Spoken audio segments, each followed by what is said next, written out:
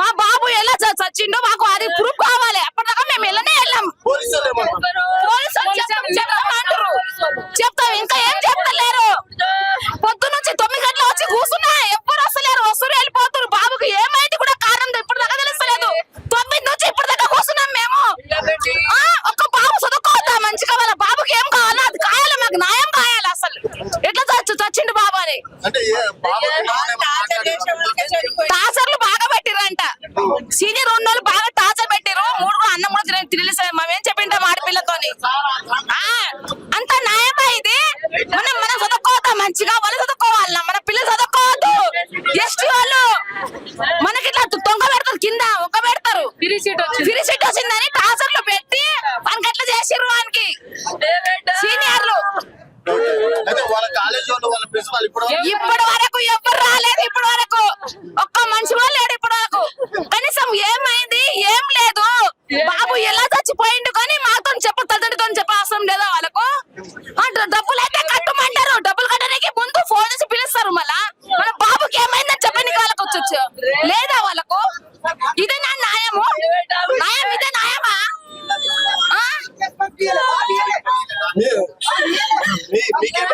మా మరిది కొడుకు అవుతాడు.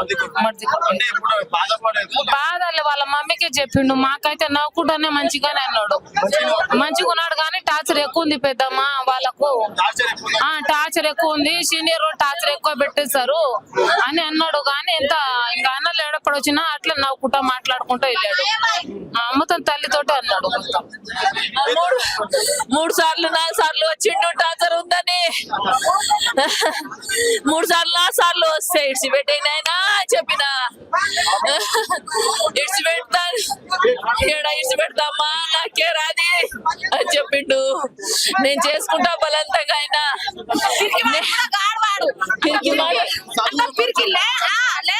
చదువులా ఫస్ట్ క్లాస్ నుండి ఫస్ట్ ఉన్నాడు. చదువుతోటి భయపడేదే లేదు. వాడు చదువుకొని మంచి పేరు తెస్తా అన్నాడు. చదువుకొని నేను పెద్ద డాక్టర్ అయి వస్తా అమ్మా అన్నాడు. నేను సీట్ తెచ్చినా చదువుకొని అని చెప్పిండు.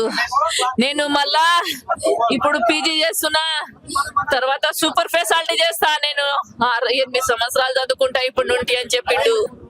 మంచిగా చదువుకుంటా, ఎన్ని సంవత్సరాలు చదువుకుంటే అన్ని సంవత్సరాలు చదువుపి అమ్మ నాకు అన్నాడు. చదివిస్తా బిడ్డ, మంచి పేరు తెస్తేనే మంచిది. నువ్వు చదువుకుంటావు, సాధిస్తావు. నువ్వు చిన్నప్పటి నీకు అట్లా ఉన్నావు అని చెప్పిన. కానీ టార్చర్ బాగా పెడుతున్నారమ్మా అని చెప్పిండు. టార్చర్ ఎక్కువ. 3 రోజులు తినలేడు. 3 రోజులు తినకుండా 3 గంటల నైట్ 3 గంటలప్పుడు తిన్నా అని చెప్తే వచ్చేసాయిరా తిండి కోసము 3 గంటలకు తిన్నా అంటున్నావు అని చెప్పిన. నేను అంటే వద్దమ్మా నేను చదువుకుంటా నేను అని చెప్పిండు. బాగానే సీనియర్ టార్చర్ పెట్టిర్రు.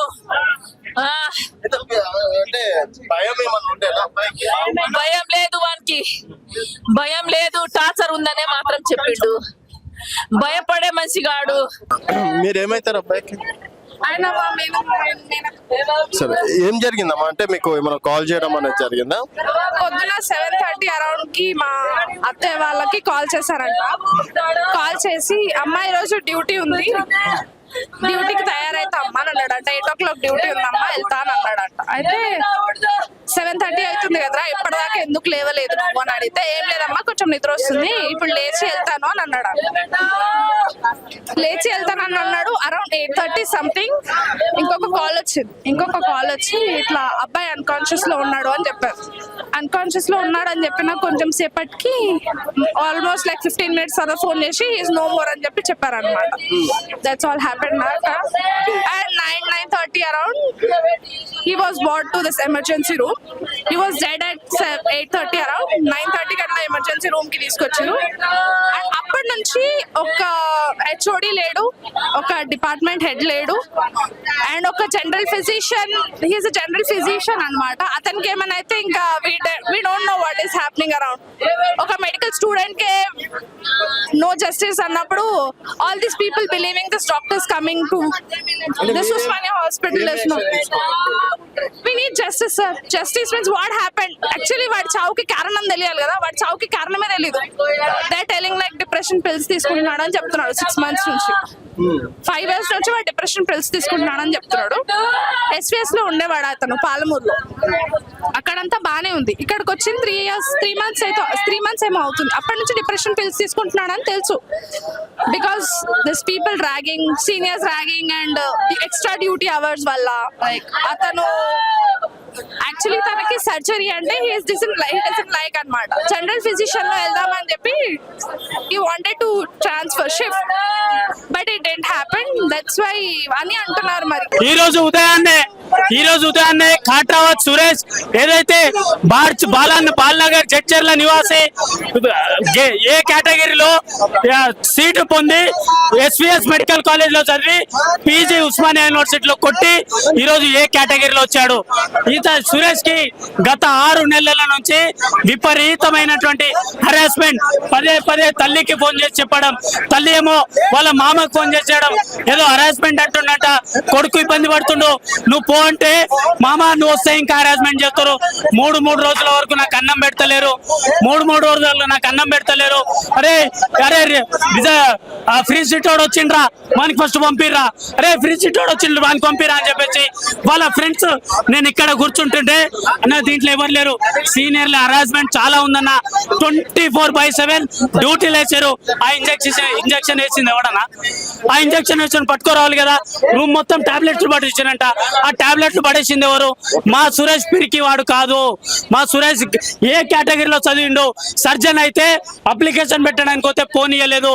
అరే వీడు ఫ్రీ సీట్ వచ్చిండు, వీడు కూడా 75 లక్షలు కట్టాలి, వీడు ఏమో అప్లికేషన్ పెట్టడానికి పోతే ఈయన హరాస్మెంట్ చెప్పి ఆపిరంట.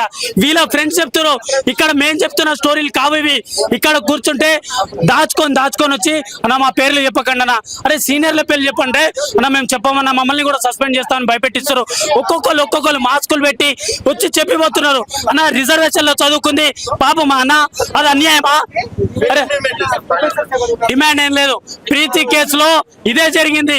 ప్రీతి కేసుకి న్యాయం జరగలేదు. అదే తల్లిదండ్రులు ఈరోజు వరంగల్ కమిషనరేట్ ముందు ధర్నా చేస్తున్న సందర్భం ఈరోజు అందరికి దుఃఖం వేస్తుంది. అదే ఒక అగ్రకులాలకైతే 24/7 గన్ షూట్ అవుతుంటది. ఓ గిరిజన బిడ్డనా ఏదో వలసలు వెళ్ళి పాలమూరు జిల్లా నుంచి చదువుకోవడానికి వస్తే ఆ పాపం పుట్టిందా అన్న? ఏం అన్యాయం చేశారన్నా? కనిపించని దేవుళ్ళు గుడిలో ఉంటే కనిపించే దేవుళ్ళు డాక్టర్లన్నా. ఇందాక ఒక మేడం వచ్చి చెప్పింది, మొన్న అంబేద్కర్ జయంతి చాలా ఘనంగా చేసిండు, ఇదే సురేష్ నా కొడుకు బ్యాచ్మెంట్ ఇంత బాగా జయంతి చేసిండు, అప్పట్లోనే ఇదెక్కడ న్యాయము? అలా సూపరింటెండెంట్ ని, అలా HODని, అలా ప్రిన్సిపల్ ని, వాళ్ళ సీనియర్లు అందరినీ గుంజండి, అప్పుడు కానీ బయటపడ్డారు. ఇంజక్షన్ అరే వాళ్ళ క్లాస్మేట్లు లేరండి, తోటి విద్యార్థులు ఉండరా అండి? చనిపోతే తోటి విద్యార్థులు లేరా? అందరికి భయభ్రాంతులు గురి చేస్తున్నా ఉన్నారు. అందరు సీనియర్లు పక్క చేరిపోయారు, HODలు లేరు. ఇదా మేడం ఇదే అన్న అన్యాయం? న్యాయం జరగాలి. చావే కారణం కావాలి. మా సురేష్ ని చంపింది ఎవరో అతన్ని కూడా అదే శిక్ష పడాలి. అప్పటి వరకు గిరిజన సంఘాల జాయింట్ యాక్షన్ కమిటీ వాళ్ళ కుటుంబానికి అండంగా ఉంటుంది.